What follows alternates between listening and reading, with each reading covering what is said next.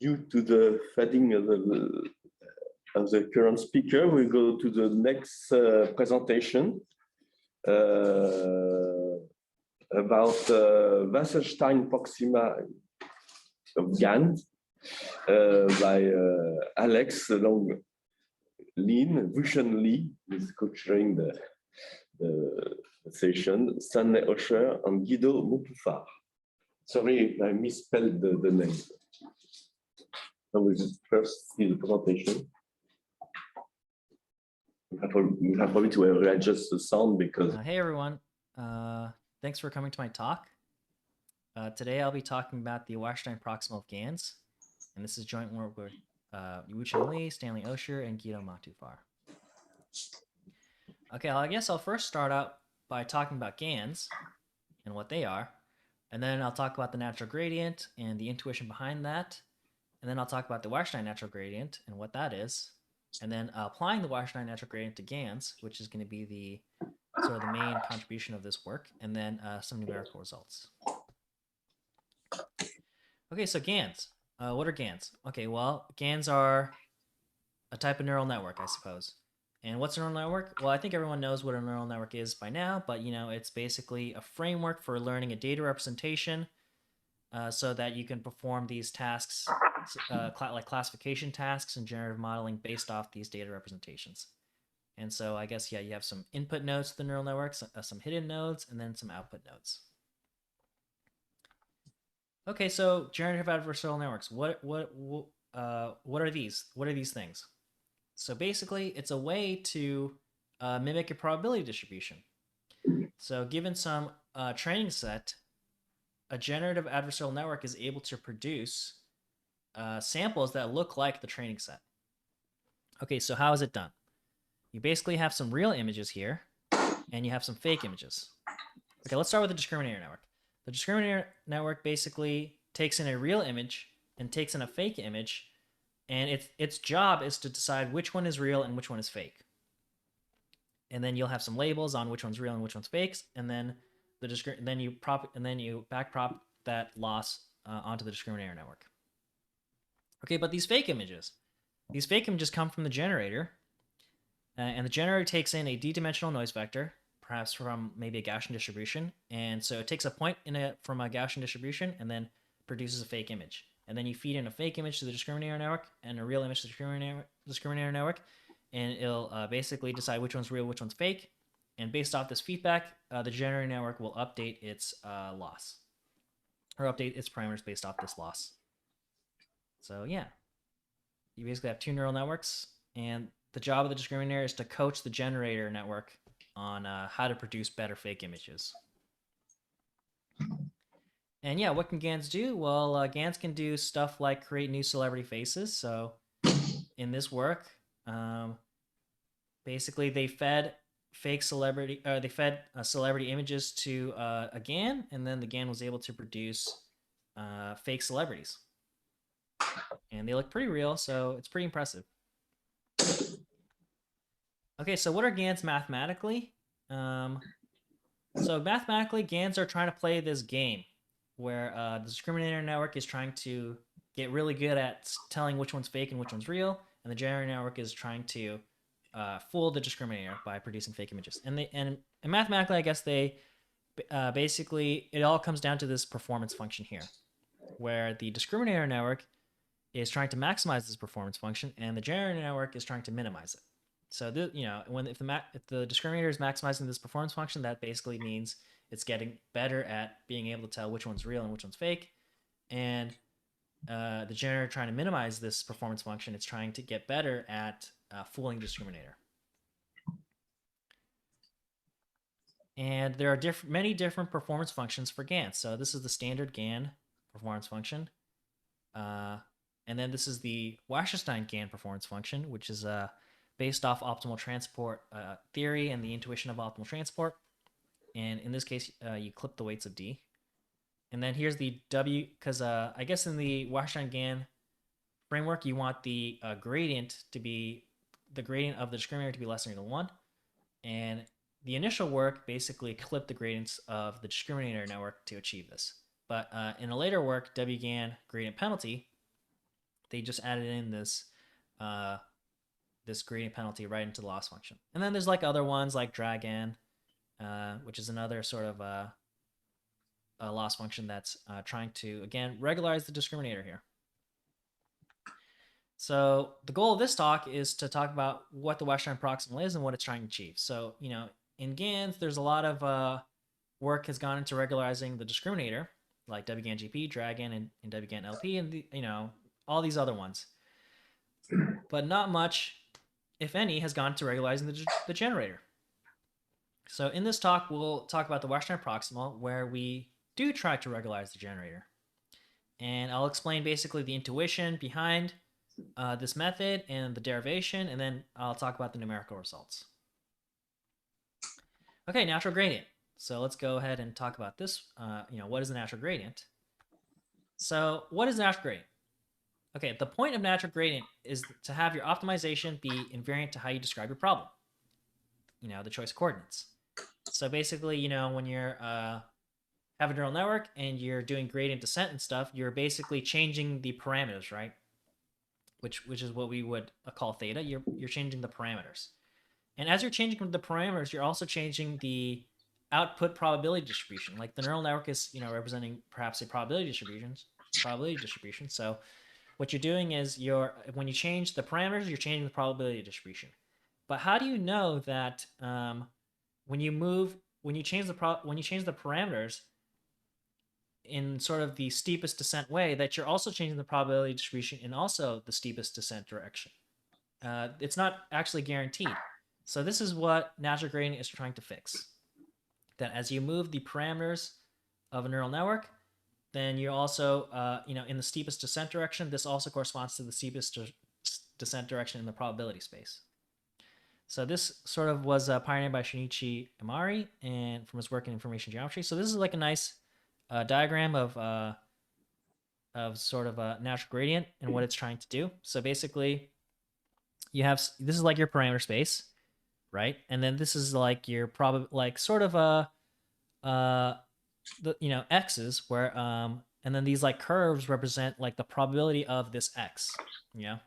And then so probability of x given theta k minus 1, and then probability of x given theta k, and then this represents your probability space. So like each point here is a probability now, and so you have to sort of when you're doing, you know, gradient descent, you have to sort of keep all of these things aligned, or else you get sort of a bad conditioning, essentially.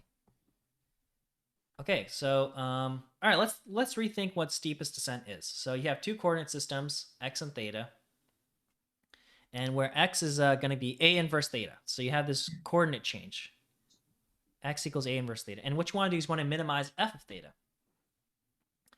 So what does gradient descent in theta k coordinates looks like? It looks like this, where theta k plus 1 equals theta k minus alpha times the gradient of f, the gradient with respect to theta, f of theta k. But the gradient descent in x coordinates looks like this. Xk plus 1 equals xk minus alpha gradient x f of axk, right? Axk. So here's a question. If axk equals theta k, then do we have axk plus 1 equals theta k plus 1?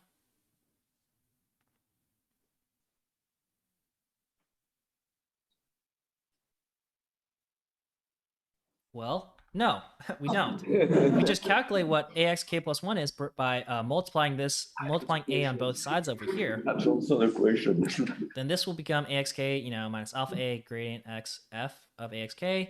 And then you can see that, you know, just doing all the algebra, that eventually you'll get this equals theta k minus alpha a transpose gradient theta of f of theta k. But that does not equal theta k plus 1, because theta k plus 1 equals this.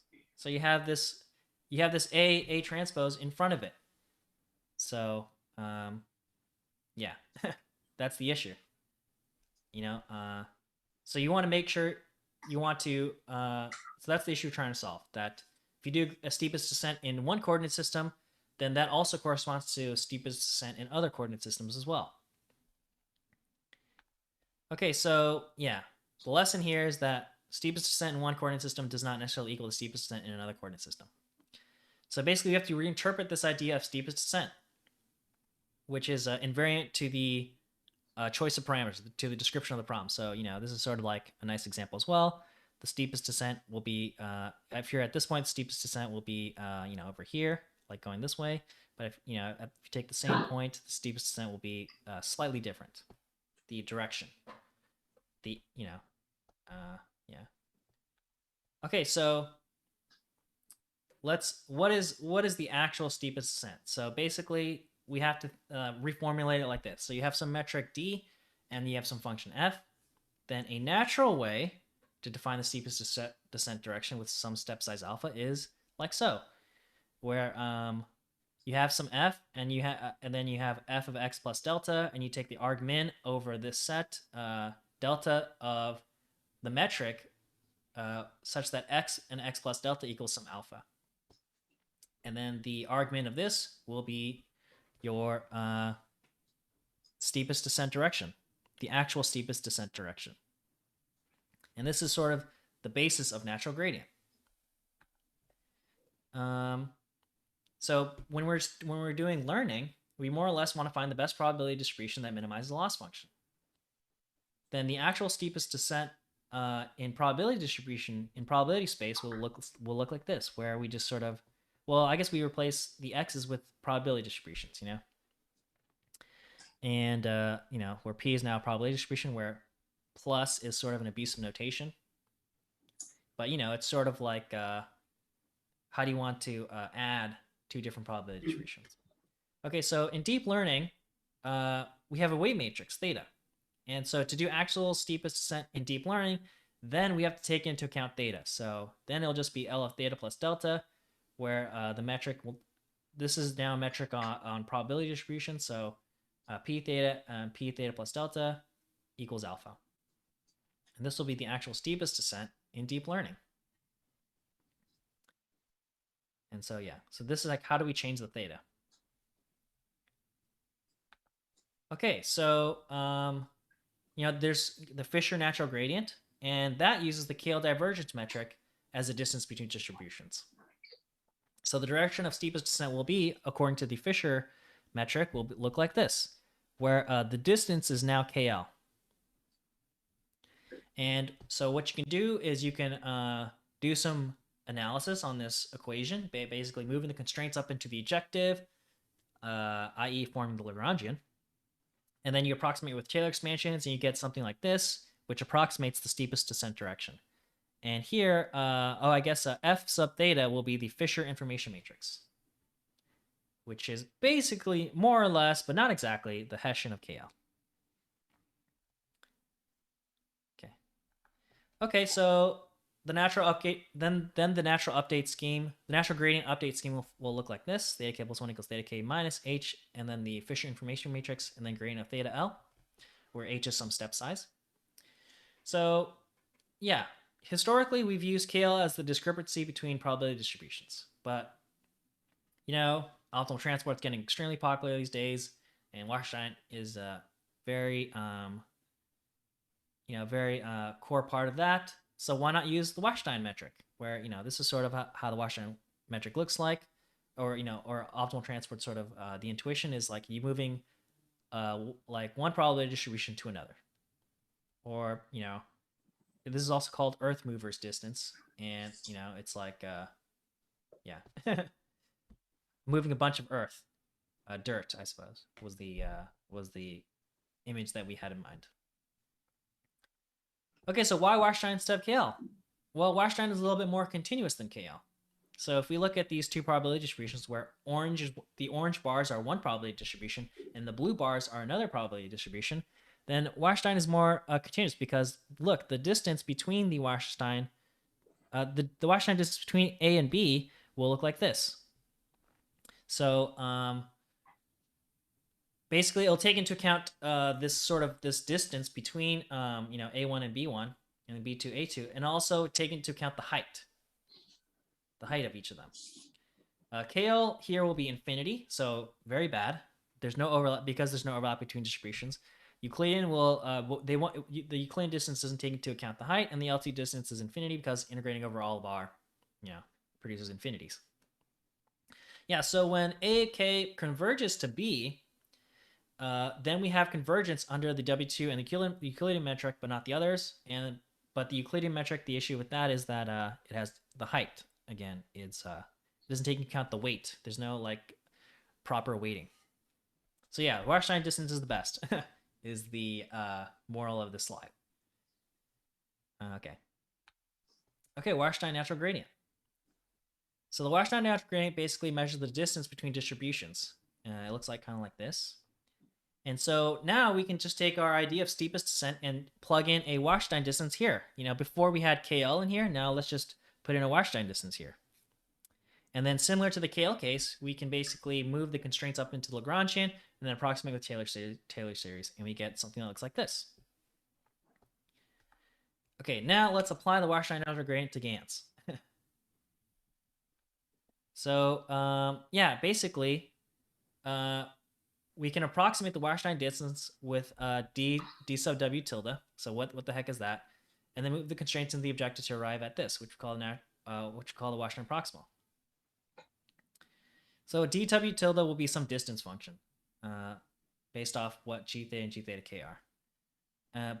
And basically, it'll correspond to sort of the Wasserstein distance. So yeah. And this equation basically looks like a proximal that comes from optimization. And we're going to be using this proximal to gain better speed and stability in GANs. Okay, let's see here. So some numerical results. Okay, so I'm going to present some numerical results, but before I talk about it, I'm just going to talk quickly about using a quantitative measure. So you have a quantitative measure to measure the distance between two data sets. The similarity between two data sets. So there's something called a Fréchet Inception Distance. It's based off basically another like a huge neural network that is meant for classifying images. And you basically, based off the activations of a layer of this huge classification neural network, you can sort of measure the similarity between two data sets. So if you had like real images and fake images, and you if you fed real images into this neural network, you'll get activation patterns in one of the layers. But if you fed in fake images, you'll also get another set of activation patterns in that same layer. So you sort of look at how similar these two activation patterns are, and that sort of measures how similar the two data sets will be. But okay. So using the Fréchet Inception Distance. Okay, so this is the Wasserstein proximal algorithm. Basically, yeah, I mean, it's like a bunch of text, but basically you sample real data X and noise data, and then that's how you optimize your discriminator, and then then you can also optimize your generator. But the main thing here is when you optimize your generator, if you remove this, then you get the normal GAN training. But if you add this, then you get the Wasserstein natural gradient training, d tilde w, and basically d tilde w can look like the following, where it can look like this. We call this the relaxed Wasserstein proximal. Or if this was based off Taylor expansion stuff. And if you can do more Taylor expansion stuff and do order 1 semi-backward Euler or order 2 diagonal semi-backward Euler, etc., and keep going like this. You can keep going with more terms. All right, I have to be a little bit quick because I'm running out of time. But yeah, these are results on Dragon, which is pretty nice. On the left is the Fréchet Inception Distance. The lower it is, the better it is. So that means our samples will look more like the real samples. And as you can see, if you apply a regularization to Dragon, it provides better stability and a lower Fréchet Inception Distance, so that's really good.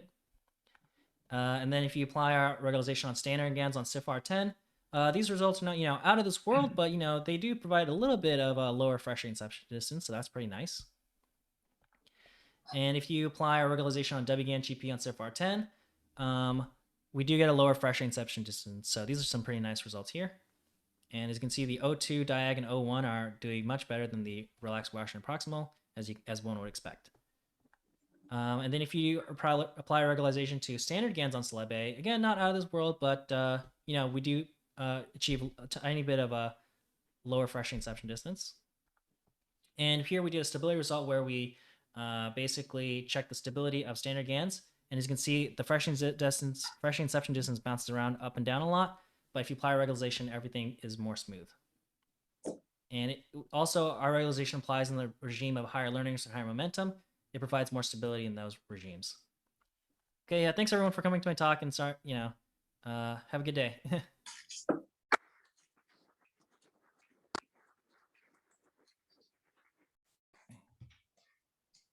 Thank you. So we'll have a very good day. Yeah. And while looking at our question online, no, I don't see question online. So the question will be the audience. I have already one. Yeah, yes.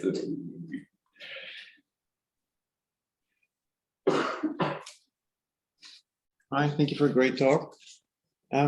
So you've added the Wasserstein distance as a regularizer to optimize the generative. Could you, what happens if you would add there the usual KL Fisher type of term? So does the Wasserstein actually add something beyond the KL regularizer? We didn't really explore that. But that would definitely be something to explore. I guess we did choose a Wasserstein distance just from the intuitive sense that it was a little bit more, it was like continuous and stuff. Especially when I guess you don't have any overlap between the distributions, but you still want some type of distance. Because I guess in that case, KL would give you like an infinity. But yeah, that'd be something definitely to test against, to be honest. Yeah. All right. Thank you. Thank you. Yeah. Thank you. Is there any other questions? Because we have a former presenter who could not connect, so maybe have connected now. Can receive questions.